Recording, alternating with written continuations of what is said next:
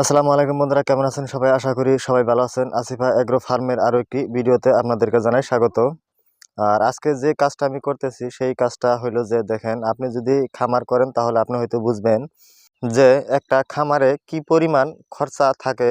যে খামার করে সেই ভালো বুঝে যে একটা খামারে দেখেন অনেক ধরনের খরচা করতে হয়। সেখান থেকে যদি আপনি কিছু একটা খরচা যদি কমাইতে পারেন, তো সেইটাই হইলো আপনার লাভ। তো আপনারাও চেষ্টা করবেন এইভাবে। যে দেখেন, আমি যে তুষগুলো চালতেছি, এই তুষগুলো হলো যে আমি প্রথমে ব্যবহার করেছিলাম মুরগির খামারে 1 সপ্তাহের মতো ব্যবহার করেছিলাম। তো তারপর সেই তুষগুলো আমি ওখান থেকে বের করে তুষগুলারে আমি ভালো করে শুকিয়ে নিয়েছিলাম। তো শুকিয়ে নেওয়ার পর এখানে কি হয়, অনেক ধরনের নোংরা বস্তু থাকে, বিশেষ করে মুরগির ঝাগাগুলো থাকে, তো সেইগুলো থাকে। তো সেইগুলোরে এখান থেকে এই তুষগুলোর মাঝখান থেকে সাইড করার জন্য আমি ব্যবহার করতেছি এই চালন। তো চালন দিয়ে ওই হাগাগুলো আমি সাইড করে দিতেছি। সাইড করে দেওয়ার পর কি হয়, যে তুষগুলো আগের মতোই সুন্দর হয়ে যায়। আর সেই তুষগুলোকেই আবার আগের মতো করে আপনি চাইলে ব্যবহার করতে পারেন। সপ্তাহে হয়তো বেশিও ব্যবহার করতে পারেন। যদি আপনি ঘরে যদি মুরগির পরিমাণ কম থাকে তাহলে আপনি অনেক দিন ব্যবহার করতে পারবেন। আর আপনারা চেষ্টা করবেন এইভাবে, যে যদি আপনারা যদি খামার করেন তাহলে তুষগুলোকে ডাইরেক্টলি ফেলে দিবেন না। ডাইরেক্টলি ফেলে দিলে কি হবে, আপনার তুষের পরিমাণ বেশি লেগে যাবে, খরচা বেশি হয়ে যাবে। আর বিশেষ করে আমি বলবো যে নতুন যারা খামার করতেছেন তাদের জন্য এই কাজটি করেন। এই কাজটি করলে অনেক পয়সা এখান থেকে বাঁচাতে পারবেন। আর সেটা দিয়ে লাস্ট কি হবে, আপনি লাভের পরিমাণটা বেশি দেখবেন। আর এটাই সত্য কথা। বিশেষ করে নতুন খামারি যারা আছে তারা এই কাজটি করবেন। দেখেন, আমি নিজেও একজন নতুন খামারি, তো সেই জন্য আমি এই কাজগুলো করতেছি। পুরনো যারা খামারি আছে তারা হয়তো এরকম করে না, কারণ তাদের খামার করতে অত খরচা হয়ে যায় না। কারণ খরচা যেটা হয়ে গেছিলো সেটা আগেই হয়ে গেছিলো।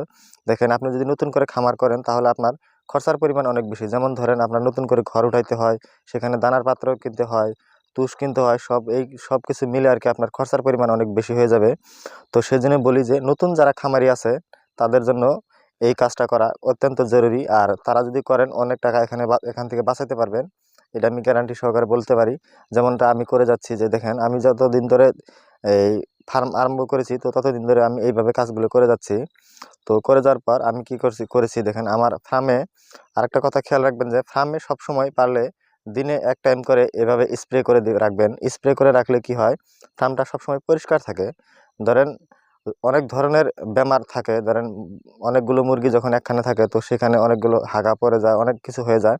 তো সেখানে অনেক ধরনের বীজাণুর সৃষ্টি হয়ে যায়। দেখেন, ধরেন ওখানে যখন আপনি পানি দিতে যাবেন, তো পানিগুলো পরে, তো পরার পর তুষগুলো ভিজে যায়। আর ভিজে যাওয়ার পরে ওখান থেকেই বীজাণুর সৃষ্টি হয়। আর বীজাণুর থেকেই মুরগির বাচ্চার বেমার দেখা দেয়। তো সেই জন্য বলি যে যতদূর পারেন আপনারা চেষ্টা করবেন যে ফার্মে সবসময় স্প্রে করে রাখার জন্য। স্প্রে করে রাখলে ফার্মে বেমার সংখ্যা খুব কম হবে। দেখেন, আমি নিজে এতটুকু পরিশ্রম করতেছি, যে নিয়মিত করে স্প্রে করতেছি, নিয়মিত করে তুষগুলো পাল্টাচ্ছি, নিয়মিত করে আদার পানি দিচ্ছি। তো তারপরেও দেখবেন কি হয়, কোনো না কোনো একটা বেমার দেখা দেয়। তো তারপরেও আমি যতটুকু পারি আমার ফার্মটাকে সবসময় সাফা এবং পরিষ্কার রাখার চেষ্টা করি।